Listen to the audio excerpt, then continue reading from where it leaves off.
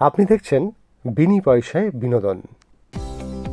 অপরাধ বিচার না পেলে গীতা এলএলবি কোনোদিন মরে না, ঠিক এই কথা বলেই গীতা এলএলবি হাতে স্যালাইনের বোতল নিয়ে পাশে দাঁড়ালো অগ্নিজিৎ মুখার্জির।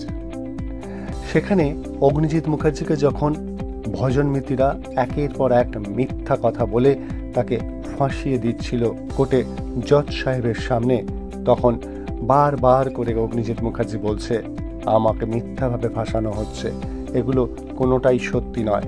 বিরোধীদের এমন এমন তকমা অগ্নিজিৎ মুখার্জিকে দিচ্ছে যেগুলো শুনে অগ্নিজিৎ মুখার্জি স্তম্ভিত হয়ে যাচ্ছে।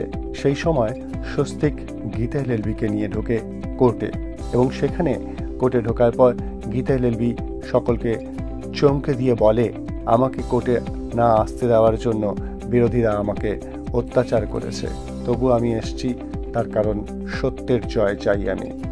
সবকিছু জানতে দেখতে থাকুন বিনি পয়সায় বিনোদন।